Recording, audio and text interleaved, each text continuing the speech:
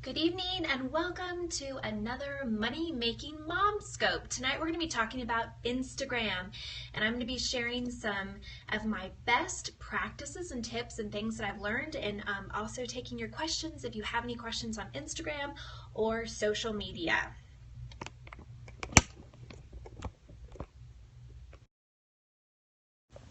So welcome to my hotel room in Colorado Springs. I am here for a radio taping tomorrow, and I have a hotel room all to myself, which is so wonderful and so nice for this introvert. I've been looking forward to this quiet evening. So I'm happy to be in Colorado. I was just telling my husband, though, I was like, I have a headache and I don't feel so well. And I'm like, oh, duh, I'm in Colorado. I need to drink. So gonna work on that. But anyway, yay, Jessica, you made it on.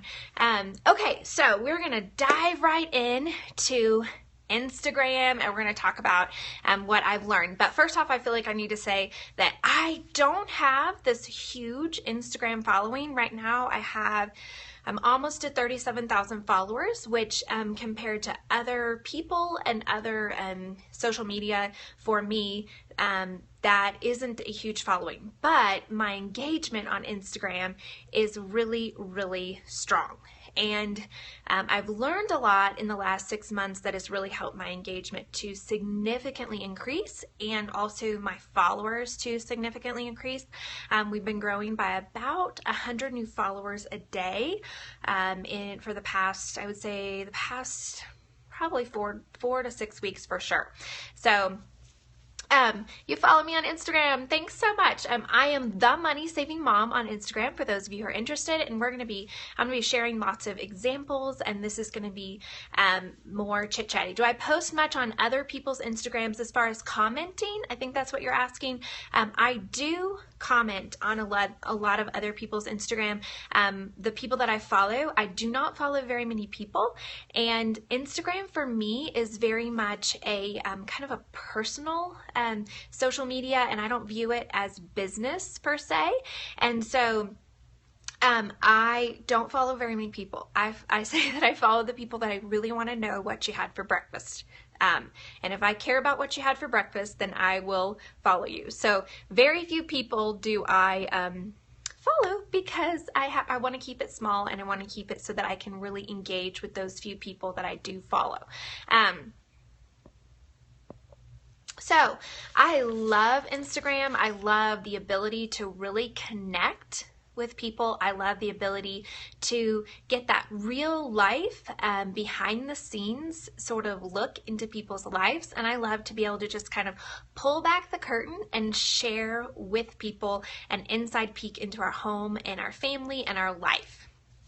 So it's also a great way to connect with people at a deep level. On the blog and on Facebook and Pinterest, you can't really connect with people at that deep level that I feel like you can on Periscope and on Instagram. And I feel like the people who follow you on Instagram are people who really care about you as a person. So here are my 5 best practices. Number 1, use one photo instead of a collage. It's so tempting to want to use a photo collage, and there's some really cool programs out there, but I have found that when you use one photo versus a photo collage, the pictures get a lot more engagement. I've tried different things, and it's pretty much always the case. I will get a lot more likes and a lot more comments. I think the one photo pops more. So when you're taking a photo for Instagram, challenge yourself to see if you can tell the story with one photo. I know it's so tempting to be like, well, I need this photo and this photo and this photo and this photo in order to be able to tell the whole story. See if you can tell the story with one photo. Number 2, post videos sparingly.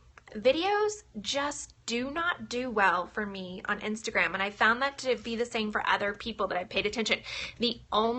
Yes, and Stacy, you're right, it makes the pictures smaller, and I think that people can't see them as well, and I think for some reason they don't connect with them as well when there's the little collage pictures. The only exception to this that I have found is my daughter's ice skating. If I post a video of my daughter ice skating, I will show you. I just did one. She had her ice skating program on Friday night, and here was her video of ice skating. It was just a really quick clip, and it ended up getting 1,146 likes, which is any time I go over 1,000. I don't go over 1,000 very often, and so anytime I do, that's kind of a big deal.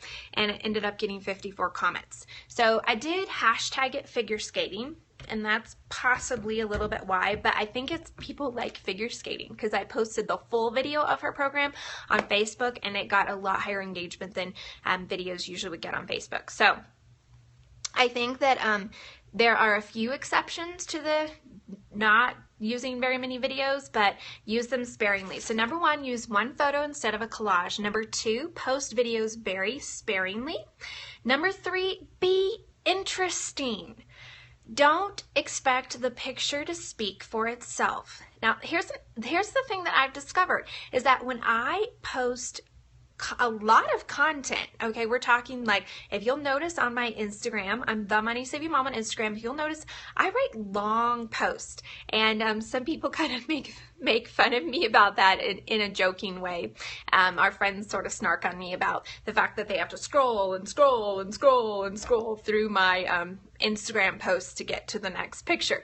But I found that people really find that interesting and they engage more. So one of the things that I've done is doing 5 things about this photo. I've done that and people really like that. So sharing interesting things or sharing some kind of inspirational content around that photo. I will show you one that I just put up tonight, just like 2 minutes before I went on Scope.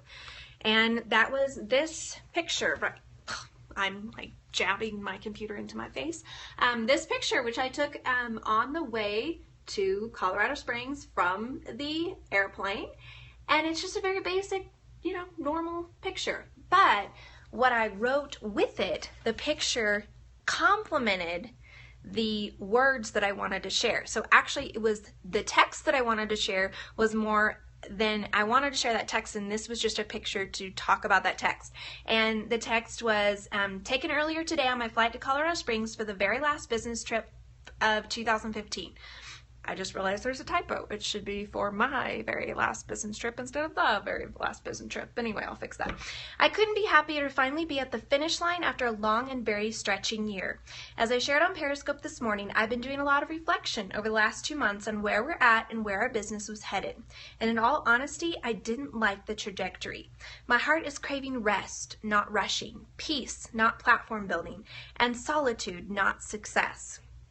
So we made some big changes the past 2 months in the direction of our business, and instead of focusing on building and growing, we're focusing on scaling back.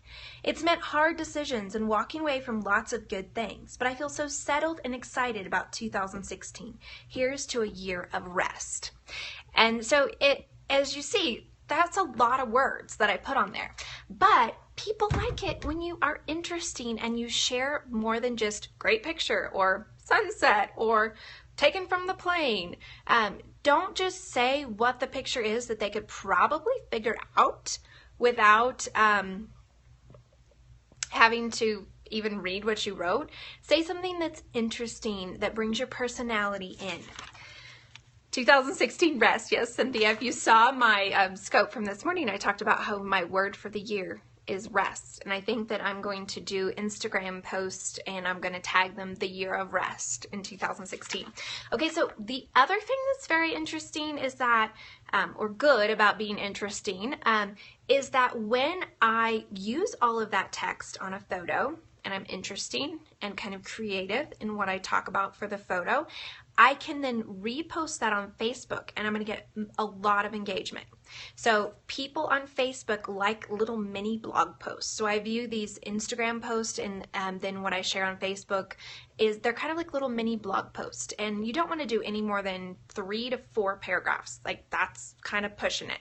And short, keep it short. But those do really well on Facebook. And I just actually screenshot the picture and then copy the text and I put it straight over on Facebook, and that does really well for me. So number 1, use one photo instead of a collage. Number 2, post videos very sparingly. Number 3, be interesting. And number 4, post regularly. So here's the thing that I've discovered about Instagram. If you do not post regularly, you're not going to get the same kind of engagement. So posting, you don't have to post every single day, but I would encourage you to try to post 3 times a week or the same amount every single week. And I have found that the times between 7 a.m. to 8 a.m. Central and between 8 p.m. and 11 p.m. at night, those are the best times to post on Instagram. It seems like that's when people are on Instagram. So the same photo posted in the middle of the day is not going to get near the engagement and comments that the same photo posted at night after 8 p.m. Central Time is going to get. If you can, I encourage you to try to post every single day. If you post consistently every single day, you're going to see more engagement and you're going to see more followers. And then my number, so the best time to post is from between 7 a.m. and 8 a.m. in the morning. You might find that it's a little bit different for you, but I've tested it out a lot and paid attention. And it was 7 a.m. to 8 a.m. Central in the morning, kind of before people are going to work and people are starting their day, taking their kids to school, they're checking in. And then between 8 p.m. and 11 p.m. at night, kind of when they put their kids to bed or, they're just vegging at night, then that's when they're on Instagram. And then number 5, which you probably knew was going to be happening on this, is use hashtags. Hashtags are the secret sauce for Instagram. And at first I was just sort of like, really? Hashtags? Do I have to do that? And I wasn't convinced, and I thought, I'm not going to mess with that because I don't do hashtags on Facebook. I don't do hashtags on Pinterest. So why am I going to put them on Instagram? But then I was actually in Dallas at an event, and I was getting my hair done for this event, and this lady, she owned this little hair shop in Dallas, and I was asking her about her business, and I always ask people if they own their own business, and then she started talking about buying the shop, and I asked her, well, how are you marketing it? And she said, on Instagram. She said, pretty much all of our customers are coming from Instagram. And I was like, what?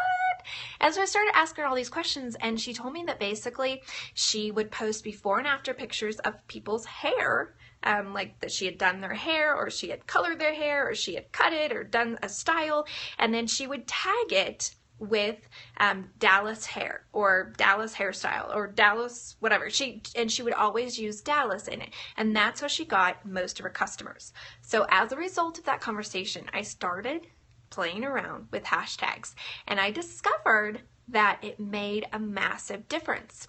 For those of you who maybe aren't familiar with hashtags, basically it's when you have the little number signs and then some word. So like I said, that I was going to have the hashtag of the year of rest for 2016 when I do a post that's something about me resting, taking time to savor, slow down.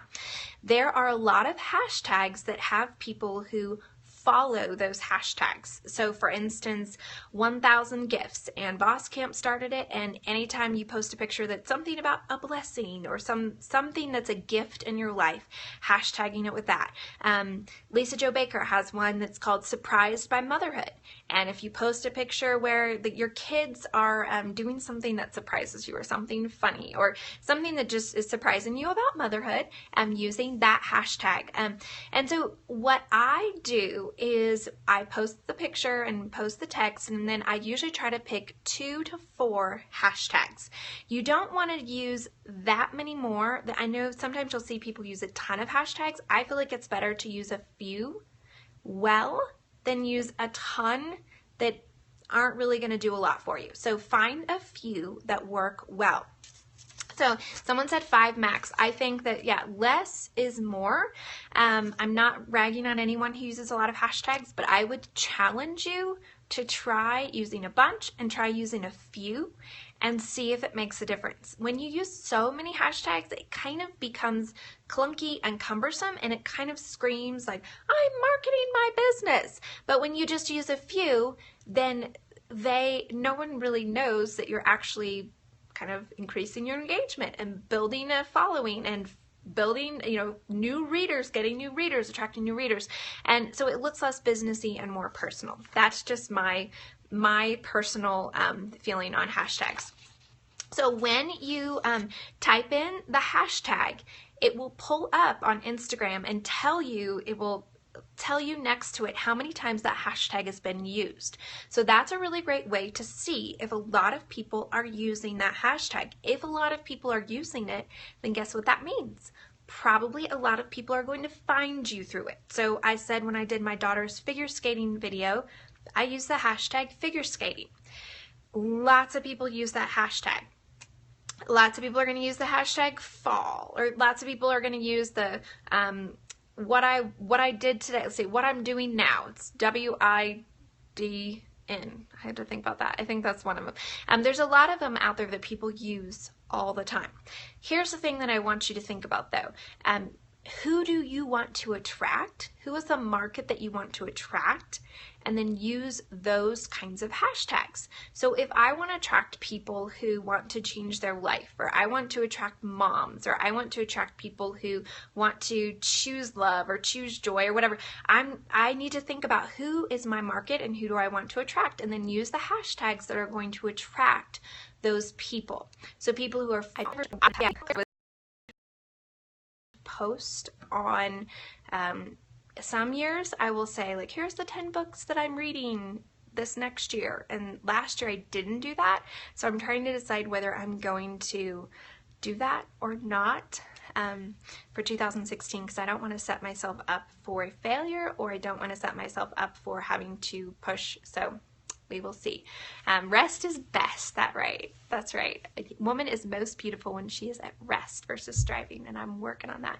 Can't wait to see what the next book pick is. I have some on my shelf, and I just have to decide which one I am going to do. So how about work at home guys? Well, I mostly talk to women because I am a woman, and I kind of know how it is with juggling kids and, you know, that life stuff. But there are a lot of guys who follow on my scopes and on my Twitter and even my blog. They'll kind of come up to me and they'll be like, so I follow your blog, don't tell anybody, I'm probably the only guy. I'm like, no, there's a bunch of them actually. They're just all kind of closet. They don't want to tell anybody. Yeah, like Christy.